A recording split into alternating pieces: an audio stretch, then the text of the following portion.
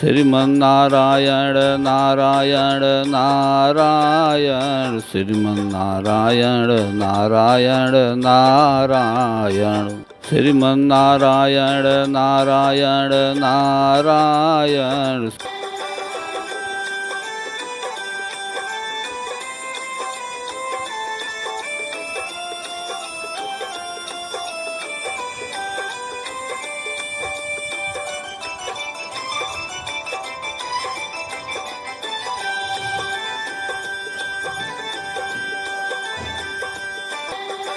लख 84 भोग के तूने यह मानव तन पाया, रहा भटकता माया में कभी पूजा व्रत नहीं किया।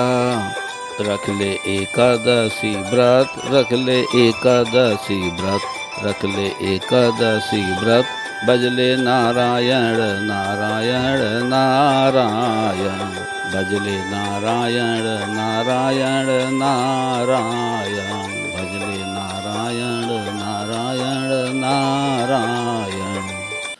कामदा फलदा एकादशी 2025 कब है? चैत्र माह शुक्ल पक्ष की कामदा फलदा एकादशी व्रत के दिन, तारीख और शुभ मुहूर्त जानें। हर साल चैत्र महीने के शुक्ल पक्ष की एकादशी तिथि को कामदा एकादशी का व्रत होता है। इसे आम भाषा में फलदा एकादशी भी कहकर बुलाया जाता है। फलदा का अर्थ है फल की प्राप्ति और शब्द कामदा का अर्थ है कामनाओं की दात्री, अर्थात कामनाओं को पूरा करने वाली। कामदा एकादशी को ब्रह्म हत्या आदि पापों तथा पिशाचत्व आदि दोषों का नाश करने वाली एकादशी माना जाता है। कामदा एकादशी का व्रत 8 अप्रैल को है। कामदा एकादशी तिथि पर व्रत रखने और भगवान विष्णु की पूजा करने से सुख, शांति, धन और खुशियाँ मिलती हैं। सभी मनोकामनाएं पूर्ण होती हैं। एकादशी तिथि का संबंध मानव के मन से है और द्वादशी तिथि का संबंध मानव के बुद्धि से है। एकादशी तिथि और द्वादशी तिथि दोनों तिथियां भगवान विष्णु के अधीनस्थ होती हैं।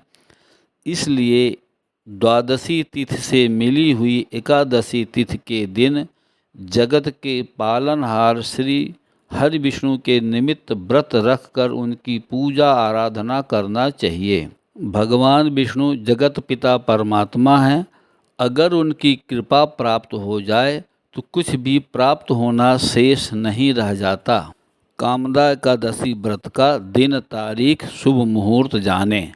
चैत्र माह के शुक्ल पक्ष की एकादशी तिथि 7 अप्रैल सोमवार की रात 8 बजे शुरू होगी और 8 अप्रैल मंगलवार की रात 9:12 पर ख़त्म होगी। इसलिए कामदा एकादशी का व्रत 8 अप्रैल दिन मंगलवार को रखा जाएगा। कामदा एकादशी का महत्व। इस व्रत को करने से व्रती के सारे पाप धुल जाते हैं और साथ ही सभी इच्छाएं पूरी होती हैं और जीवन में सुख समृद्धि आती है। कामदा एकादशी व्रत पारण का शुभ मुहूर्त।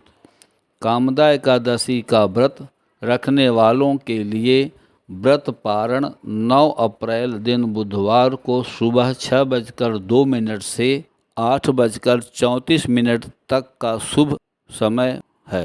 कामदा एकादशी व्रत कथा।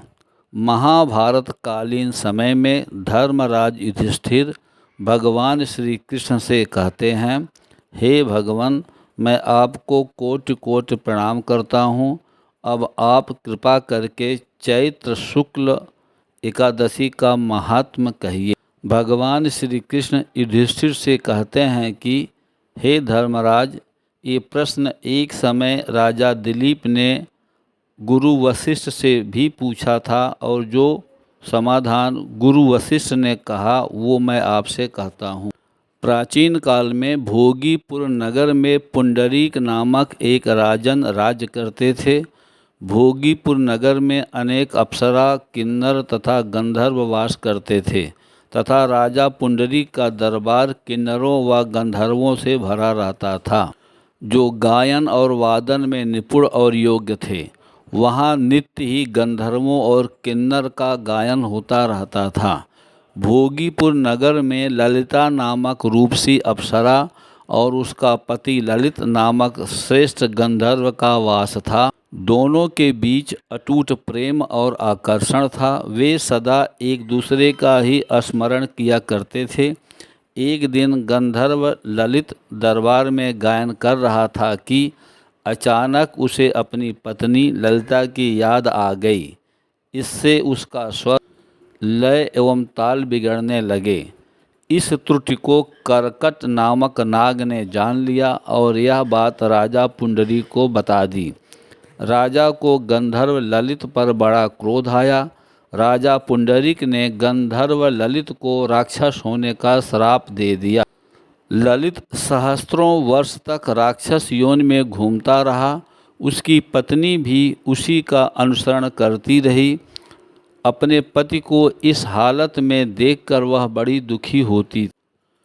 कुछ समय पश्चात घूमते घूमते ललित की पत्नी ललिता विंध्य पर्वत पर रहने वाले ऋष्यमुख ऋषि के पास गई और अपने श्रापित पति के उद्धार का उपाय पूछने लगी। ऋषि को उन पर दया आ गई। उन्होंने चैत्र शुक्ल पक्ष की कामदा एकादशी व्रत करने का आदेश दिया। उनका आशीर्वाद लेकर गंधर्व पत्नी अपने स्थान पर लौट आई और उसने श्रद्धापूर्वक कामदा एकादशी का व्रत किया। एकादशी व्रत के प्रभाव से इसके पति का श्राप मिट गया और दोनों अपने गंधर्व स्वरूप को प्राप्त हो गए। श्रीमन्नारायण नारायण नारायण, श्रीमन्नारायण नारायण नारायण।